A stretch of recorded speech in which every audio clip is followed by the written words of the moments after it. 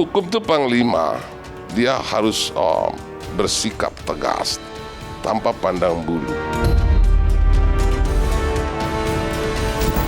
Nanti di persidangan, kalau misalnya ada ya di persidangan, aku bakalan buka semuanya dan aku bakalan minta handphone aku biar aku liatin, karena aku sudah bilang sama penyidik.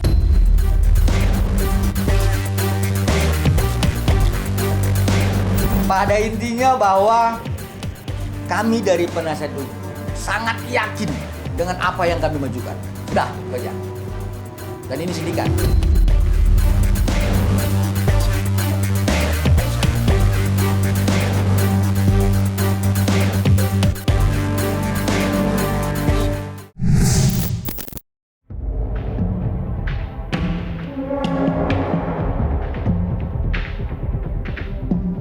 Drama dugaan adanya sindikat mafia skincare di tengah laporan polisi Reza Gladys yang sudah menetapkan 2 terlapor sebagai tersangka, nampaknya telah berkembang semakin kompleks.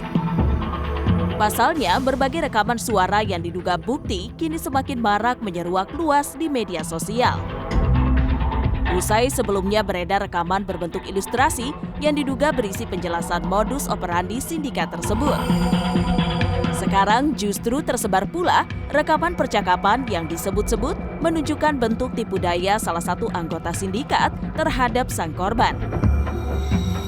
Tak kalah mengejutkannya lagi, diduga pula jika rekaman tersebut berisi suara dari sosok pemain kedua dalam sindikat mafia skincare, yang sebelumnya digambarkan dengan sosok peri pembawa perdamaian. Lantas, mungkinkah rekaman itu dapat mengubah status para terlapor lain dalam laporan Reza Gladys?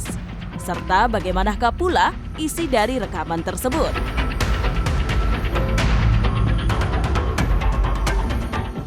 Tete harus mengambil sikap, Tete itu di pihak mana, makanya di-post latih ininya postingan Doktif. Salah Sofia gimana sekarang memposting postingan Doktif, dia komen kan semangat dokter, pas dibalas Doktif kan iya sayang. Gimana Salah Sofia nggak sudah sebelumnya dibombardir sebelumnya? Itu siapa yang mendekatkan Salah Sofia sama Nikita kan? Nama ini Teh Reza minta. Aku kan nggak mau ya Mail nanti dikira-kira aku balikin fakta ataupun apa. Aku pengen ya udah Teh Reza ketemu sama Niki kan biar kayak Sela Sokia lah, biar dideketin sama Dokter supaya kayak gini lah Mail kan pelaku usaha ya, mau sampai kapan sih Teteh ini orangnya nggak pernah macam-macam, pengennya kan juga harus keluar dari zona ini, harus jualan kan, dia punya pegawai lainnya. Jadi aku pengen Mail coba cari waktunya Niki untuk ditemuin sama Niki, biar setelah itu ditemuin sama Dokter kayak gitu ininya gitu. Nah jadi ini nanti kalian cecetan aja ya kali ya Mail. Tapi nggak lihat Richard bagaimana sekarang ngedeketin akunya gimana buat konten bareng. Kalian lihat nggak IG story aku sama Richard buat dia konten bareng, nge-reviewnya bareng sama aku sekarang. Gitu.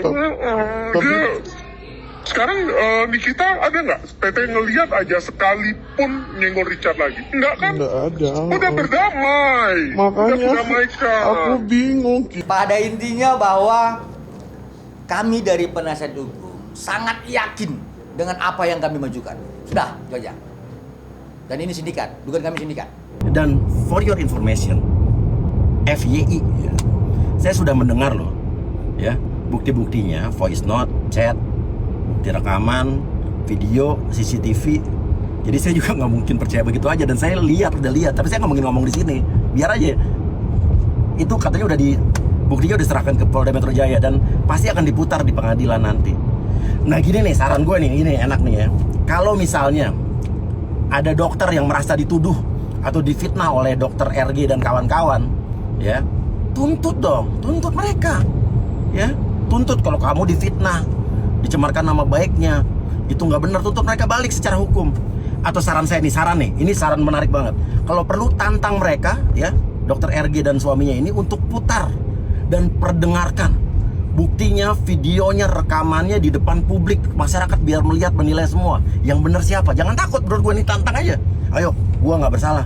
Kalau perlu putar di depan publik, wartawan datang, buktikan kalau emang nggak salah. Kalau lo nggak salah juga pasti gue bela kok, bener. Ini bener, nih gue sumpah nih pasti gue akan bela yang bener. Nanti di persidangan, kalau misalnya ada ya di persidangan, aku bakalan buka semuanya dan aku bakalan minta handphone aku biar aku liatin, karena aku sudah bilang sama penyidik. Yes. Karena aku udah bilang sama penyidiknya, handphone aku udah tahan. Jadi kalau misalnya aku udah bilang sama penyidiknya, kalau sampai chat-chatan aku udah ada yang dihapus, aku udah ada salinannya. Karena handphone aku tahan, plus minta pin handphone aku. Jadi ya aku takutnya gimana. Jadi aja. Tersebarnya bukti-bukti rekaman suara dugaan adanya sindikat mafia skincare memang masih terdengar samar. Namun terlihat semakin nyata. Tapi terlepas dari itu semua, laporan yang dilayangkan oleh Reza Gladys kini sudah diproses oleh pihak kepolisian. Buktinya, Nikita Mirzani sudah diagendakan untuk menjalani pemeriksaan. Sayangnya, ia justru memilih mangkir dengan alasan pekerjaan. Menariknya, hingga sampai saat ini, Nikita tak sedikit pun menunjukkan reaksi ketakutan. Sebaliknya, ia justru yakin dirinya berada di jalan yang benar. Ditambah lagi, ada pula bumbu-bumbu isu kehamilan yang ia serukan di media sosial. Entah apa maksud menyuarakan isu tersebut. Lantas, seperti apa praktisi hukum menanggapi itu semua? Ya, apakah memang tidak mau datang pas dipanggil tadi? Nah, atau ada alasan lain? Nah, kita harus tahu dulu. Tetapi kalau memang seseorang yang tadi dipanggil oleh pihak kepolisian sebagai penegak hukum untuk dimintai keterangannya, ya, tidak melakukan katakanlah tidak mengindahkan dari panggilan kepolisian tadi, maka kalau lebih dari 2 kali ya pihak kepolisian bisa mengambil sikap untuk melakukan penjemputan ya dalam ruang tadi dalam meminta keterangan yang dimaksud. Bukan berarti jemput orang mau ditahan, nggak begitu juga. Jadi hukum harus jelas. Jadi kepolisian itu harus betul-betul melakukan satu keyakinan bahwa atau memberikan satu keyakinan bahwa apakah orang itu mangkir ada alasan apa. Lalu kemudian itu dilakukan komunikasi secara intens kepada orang itu ataupun kuasa hukumnya, dan kalau memang ada unsur kesengajaan tidak datang ya polisi datang untuk menjemputnya. Orang lagi live ditanya sampai gue bosen jawabnya, terus gue bilang gue hamil, dijadiin berita, anjir. Bener-bener deh. Gue sih nggak apa-apa kalau misalkan hamil juga, so what? Hukum itu panglima, dia harus bersikap tegas tanpa pandang bulu. Kalau soal tentang bagaimana kebijakan tadi, semua orang banyak kok. Orang hamil pun ditahan sama polisi. Ya, jangan orang yang sudah punya anak itu. Jadi banyak juga orang-orang. Jadi hukum itu kan matanya tertutup. Ya, kalau keyakinan polisi tadi ditahan ya ditahan. Nah, tidak ada alasan HAM itu, nggak ada kan, polisi juga menegakkan HAM. Itu kan HAM yang dilakukan oleh polisi itu. Jadi itu alasan pada bagian lain lah.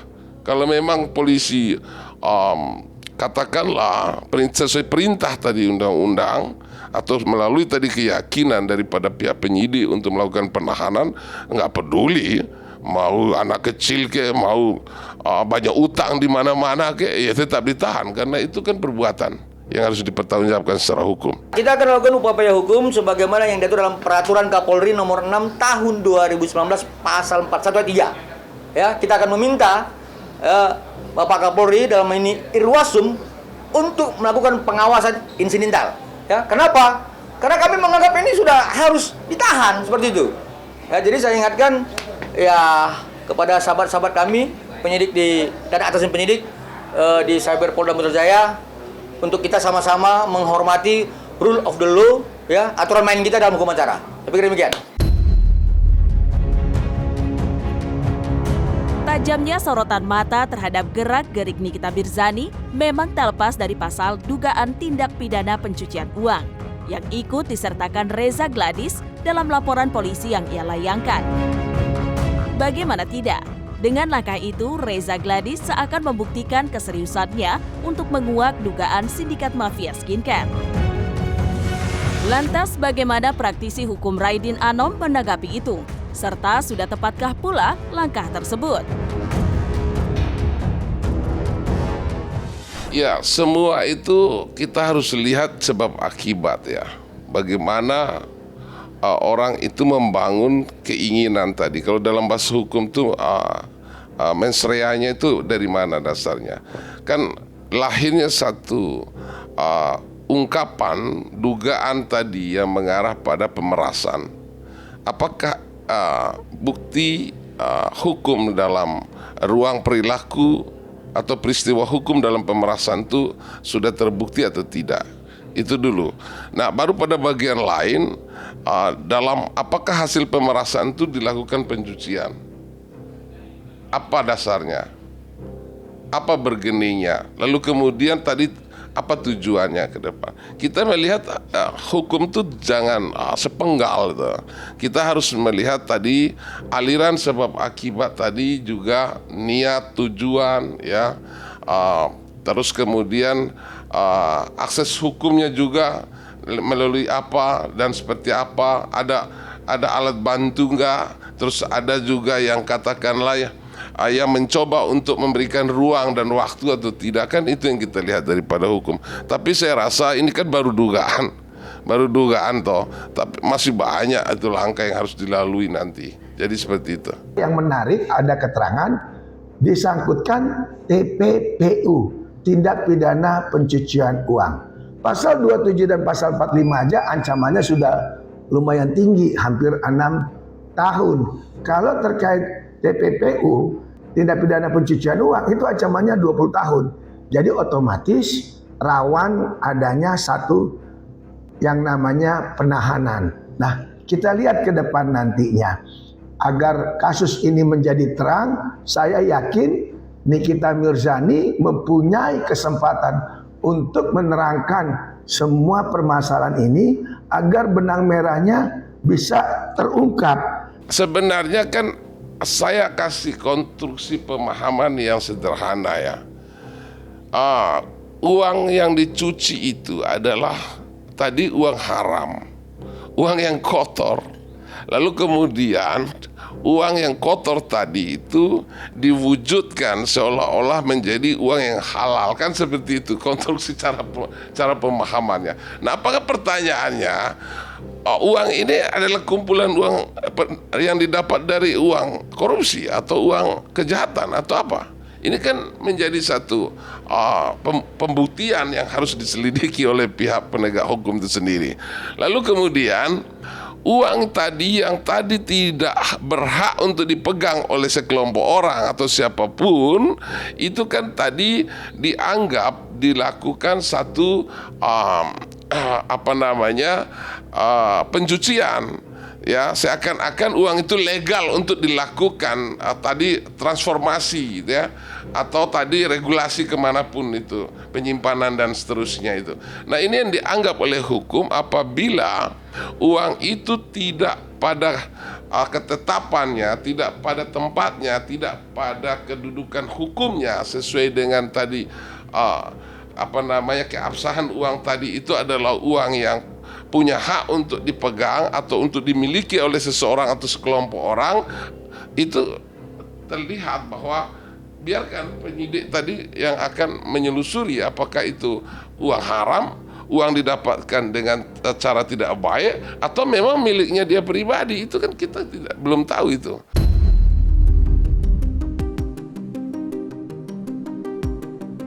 Di sisi lain, gebrakan dan upaya untuk membongkar misteri dugaan adanya sindikat mafia skincare juga terus digerakkan oleh asisten Sela Saukia. Melalui media sosial, pria yang akrab disapa Panda itu seperti tidak ada habisnya melancarkan serangan terhadap Nikita. Salah satunya dengan menguak isu terbaru terkait dugaan aliran dana dari praktik ilegal sindikat mafia skincare tersebut. Tak tanggung-tanggung, Panda bahkan menyebut jika uang itu dialirkan pada pembangunan rumah baru milik Nikita. Lantas seperti apakah penjelasan Panda terkait dugaannya tersebut? Ngeri ya, Wak. Ngeri. Ya, uang haram 2 miliar itu ditransfer ya untuk apa, DP rumah atau cicilan rumah, aku nggak tahu. Pokoknya 2M itu ditransfer ke rumah kreditnya yang di Nafa Park itu, dan rumah itu atas nama Nikita Mirzani. Ya, serem nggak? Yang mana Kak Panda? Mana buktinya? Nih, ya rumah ini rumahnya.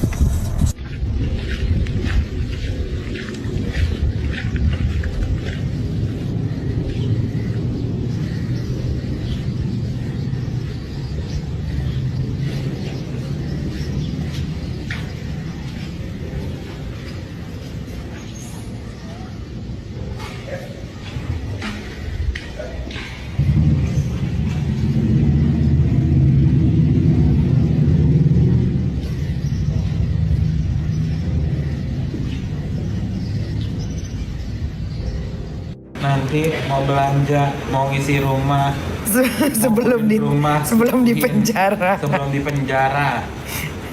Tapi habis keluar dari penjara jangan ngelaporin lagi ya, karena saya bakal berjanji loh.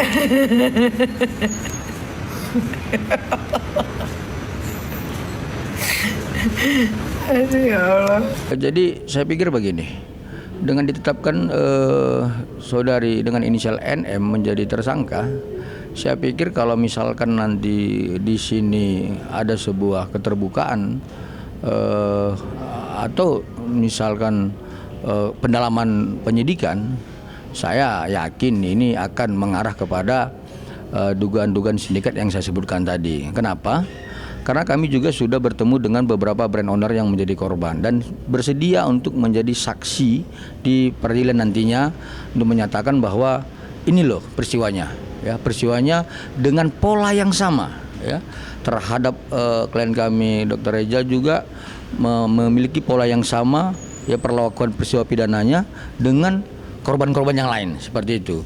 Jadi saya ya berharap inilah pintu kemudian untuk membuka dugaan sindikat pemerasan itu.